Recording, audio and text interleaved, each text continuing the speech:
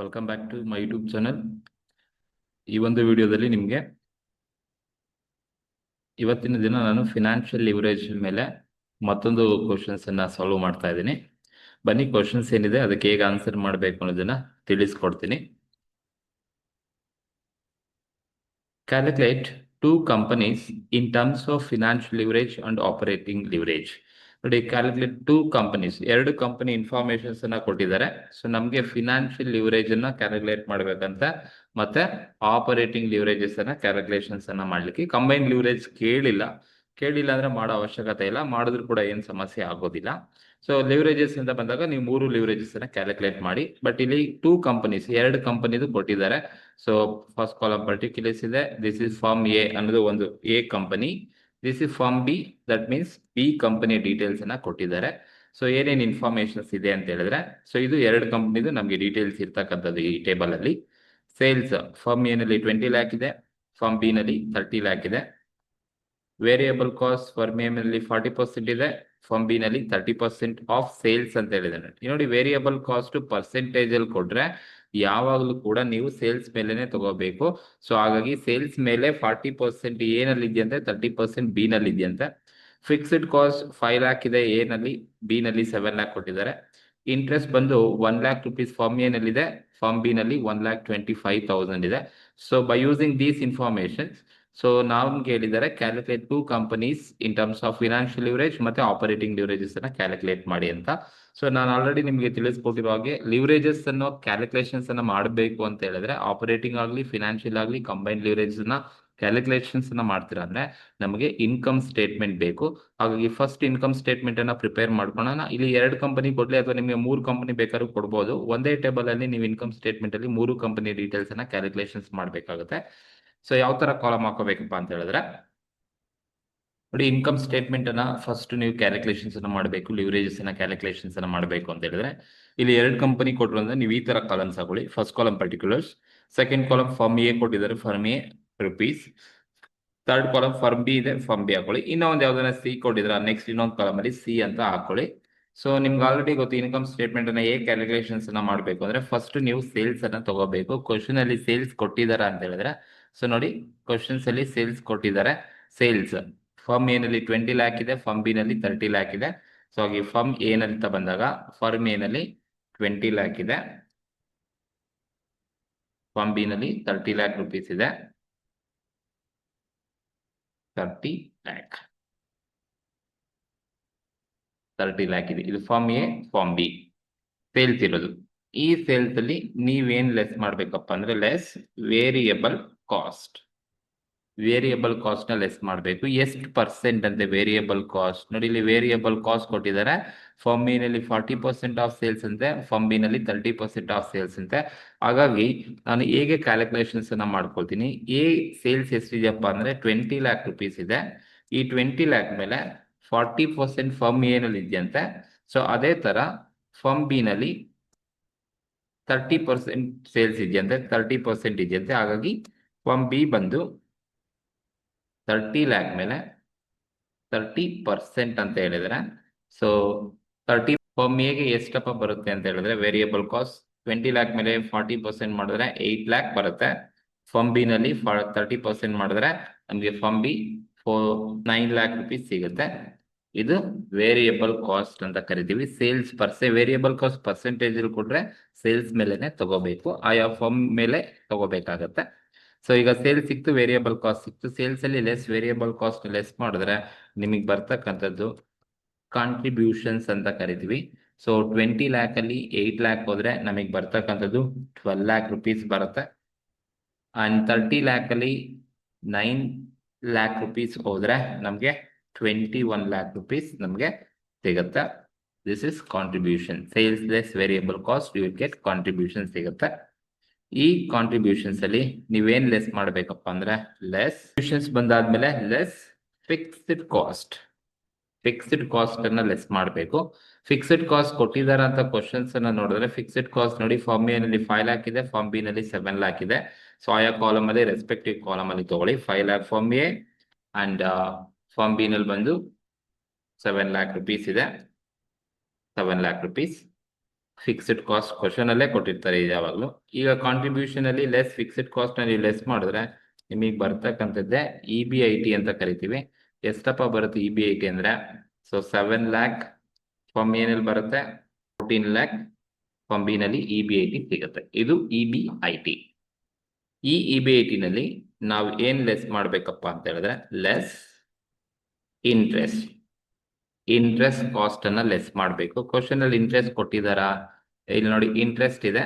So 1 lakh form A ನಲ್ಲಿದೆ, 1,25,000 firm B ನಲ್ಲಿದೆ. So ಹಾಗಾಗಿ ಫಸ್ಟ್ ಫಾರ್ಮ್ ಎ ನಲ್ಲಿ 1 lakh rupees ಕೊಟ್ಟಿದ್ದಾರೆ. So 1 lakh rupees firm A ಇದೆ. ಫಾರ್ಮ್ ಬಿ ನಲ್ಲಿ ಬಂದು 1,25,000 ಇದೆ, 1,25,000 ಇದೆ.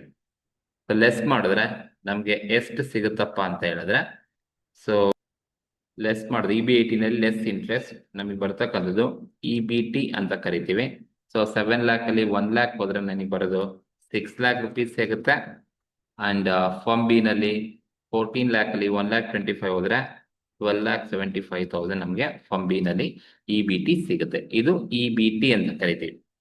ಒನ್ಸ್ ನಿಮ್ಗೆ EBT ಬಂದಾದ್ಮೇಲೆ ನೀವೇನ್ ಲೆಸ್ ಮಾಡ್ಬೇಕಪ್ಪ ಅಂತ ಹೇಳಿದ್ರೆ ಲೆಸ್ ಟ್ಯಾಕ್ಸ್. ಕ್ವಶನ್ ಅಲ್ಲಿ ಟ್ಯಾಕ್ಸ್ ಎಲ್ಲಾದ್ರೂ ಕೊಟ್ಟಿದಾರಾ? ಕೊಟ್ಟಿಲ್ಲ. ಕೊಟ್ಟಿದ್ರೆ ನೀವು ತಗೋಬೇಕಾಗುತ್ತೆ. ಬಟ್ ಕ್ವಶನ್ ಅಲ್ಲಿ ಟ್ಯಾಕ್ಸ್ ಕೊಟ್ಟಿಲ್ಲದೆ ಇರೋದ್ರಿಂದ ನಿಲ್ ಇರುತ್ತೆ. ಎರಡು ಕಾಲಮ್ ಅಲ್ಲೂ ಟ್ಯಾಕ್ಸ್ ಕೊಟ್ಟಿಲ್ಲ, ನಿಲ್.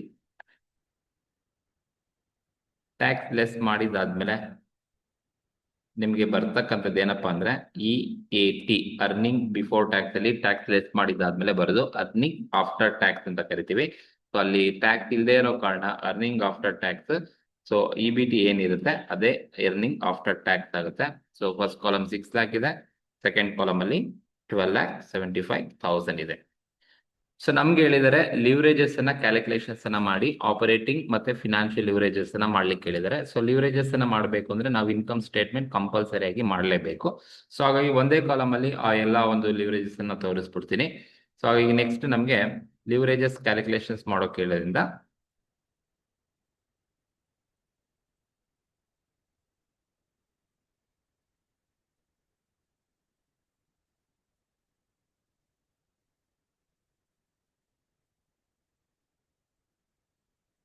ಸೊ ಇದೇ ಕಾಲಮ್ ವೈಸ್ ತೋರಿಸಿದ್ರೆ ನಿಮ್ಗೆ ಈಸಿಯಾಗಿ ಅಲ್ಲೇ ಸಿಗುತ್ತೆ. ಸೊ ಲಿವರೇಜಸ್ ಅನ್ನ ಕ್ಯಾಲ್ಕುಲೇಷನ್ಸ್ ಅನ್ನ ಮಾಡ್ಲಿಕ್ಕೆ ಹೇಳಿದ್ದಾರೆ. So from A from B leverage formula ಏನಪ್ಪಾ ಅಂದ್ರೆ contribution divided by EBIT. Contribution divided by EBIT ಮಾಡಿದ್ರೆ ನಿಮಗೆ ಸೊ ಆಪರೇಟಿಂಗ್ ಲಿವರೇಜ್ ಬರುತ್ತೆ. ಸೊ ಈಗ ಅಪ್ಲೈ ಮಾಡಿ contribution divided by EBIT from ಹೇಗ್ ನೀವು ಮಾಡ್ತೀರಾ ಅಂತ ಹೇಳಿದ್ರೆ ಕಾಂಟ್ರಿಬ್ಯೂಷನ್ ಎಷ್ಟಿದೆ ಅಂದ್ರೆ 12 lakh rupees ಕಾಂಟ್ರಿಬ್ಯೂಷನ್ ಇದೆ, ಡಿವೈಡೆಡ್ ಬೈ EBIT ಬಂದು 7 lakh rupees ಕೊಟ್ಟಿದ್ದಾರೆ, divided by 7 lakh rupees. So ನೀವು 12 lakh ಡಿವೈಡೆಡ್ ಬೈ 7 lakh ಮಾಡಿದ್ರೆ 12 lakh ಡಿವೈಡೆಡ್ ಬೈ 7 lakh ಮಾಡಿದ್ರೆ 1.71 ಬರುತ್ತೆ. This is operating leverage for 1.71 for firm ಎಗೆ ಸಿಕ್ತಂಗ ಆಗುತ್ತೆ. ಅದೇ ತರ ನೀವು ಫರ್ಮ್ ಬಿ ಮಾಡಬೇಕು ಅಂದ್ರೆ ಸೊ ಫರ್ಮ್ ಬಿ ಈಕ್ವಲ್ಸ್ ಎಷ್ಟಿದೆ 21 lakh ಕಾಂಟ್ರಿಬ್ಯೂಷನ್ಸ್ ಇದೆ, 21 lakh ಡಿವೈಡೆಡ್ ಬೈ 14 lakh ಇದೆ, 14 lakh 21 lakh divided by 14 lakh ಮಾಡಿದ್ರೆ ಸೊ ನಿಮ್ಗೆ ಎಷ್ಟು ಸಿಗುತ್ತಪ್ಪ ಅಂತ ಹೇಳಿದ್ರೆ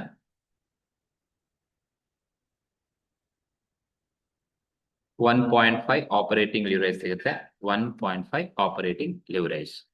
ಸೊ ಇದು ಮೊದಲನೇದು operating leverage, contribution divided by EBIT. Firm ಎದು ಇದೆ, ಫಾರ್ಮ್ ಬಿ ಇದೆ. ನೆಕ್ಸ್ಟ್ ಬಂದು ಫಿನಾನ್ಷಿಯಲ್ ಲಿವರೇಜ್.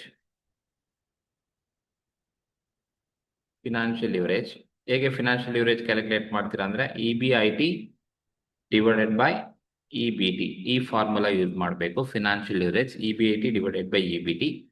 ಈಗ ಫಾರ್ಮ್ ಹೇಗೆ ಬಂದ್ರೆ EBIT ಬಂದು 7 lakh rupees ಇದೆ, ಅಪ್ಲೈ ಮಾಡಿ 7 lakh ಡಿವೈಡೆಡ್ ಬೈ EBT ಬಂದು 6 lakh rupees ಇದೆ, 6 lakh EBIT divided by EBT 7 lakh divided by 6 lakh ಮಾಡಿದ್ರೆ 1.16 ಬರುತ್ತೆ. ಫಾರ್ಮ್ ಎಗೆ 1.16 ಸಿಗುತ್ತೆ. ಸೊ ಅದೇ ತರ ನೀವು ಫಾರ್ಮ್ ಬಿಗ್ ಮಾಡಬೇಕು. ಬಿಗ್ ಬಂದು EBIT ಬಂದು 14 lakh ಕೊಟ್ಟಿದ್ದಾರೆ, 14 lakh ಡಿವೈಡೆಡ್ ಬೈ EBT ಬಂದು 12,75,000 ಇದೆ, 12,75,000 14 lakh ಡಿವೈಡೆಡ್ ಬೈ 12,75,000 ಮಾಡಿದ್ರೆ ನಿಮಗೆ 1.09 ಸಿಗುತ್ತೆ. This is 1.09 is financial leverage firm A and firm B. So ನಿಮ್ಗೆ ಆಪರೇಟಿಂಗ್ ಲಿವರೇಜ್ ಮತ್ತೆ ಫಿನಾನ್ಷಿಯಲ್ ಲಿವರೇಜ್ ಮಾತ್ರ ಕ್ವಶನ್ ಅಲ್ಲಿ ಕೇಳಿರೋದು. ಬಟ್ ಇದ್ರ ಜೊತೆಗೆ ಇವೆರಡು ಕ್ಯಾಲ್ಕುಲೇಟ್ ಮಾಡಿದ್ರ ಅಂದ್ರೆ ನೀವೇನ್ ಮಾಡ್ಬೋದು ಅಂದ್ರೆ ಕಂಬೈನ್ ಲಿವರೇಜಸ್ ಅನ್ನ ಮಾಡ್ಬೋದು. ಕಂಬೈನ್ ಲಿವರೇಜಸ್ ಅನ್ನು ತೋರಿಸಿ, ಲಿವರೇಜಸ್ ಅಂದ್ರೆ 3 ಲಿವರೇಜಸ್ ಅನ್ನ ತೋರಿಸಿ, ಕಂಬೈನ್ ಲಿವರೇಜಸ್ ಅಂದ್ರೆ operating leverage into financial leverage ಮಾಡಬೇಕು. ಈಗ ಫಾರ್ಮ್ ಹೇಗ್ ಮಾಡ್ತೀರಾ ಅಂದ್ರೆ ಆಪರೇಟಿಂಗ್ ಲಿವರೇಜ್ ನನಗೆ 1.71 ಇದೆ ಇಂಟು 1.16 ಬಂದು ಏನು ಫಿನಾನ್ಷಿಯಲ್ ಲಿವರೇಜಸ್ ಇದೆ. ಹಾಗಾಗಿ 1.71 ಇಂಟು 1.16 ಮಾಡಿದ್ರೆ ನನಗೆ ಕಂಬೈನ್ ಲಿವರೇಜ್ 1.98 ಸಿಗುತ್ತೆ. ಇದು ಫಾರ್ಮ್ ಎಗೆ ಸಿಗೋದು. ಬಿಗ್ ಮಾಡ್ತೀರಾ? ಬಿ ಮಾಡಬೇಕು ಅಂತ ಹೇಳಿದ್ರೆ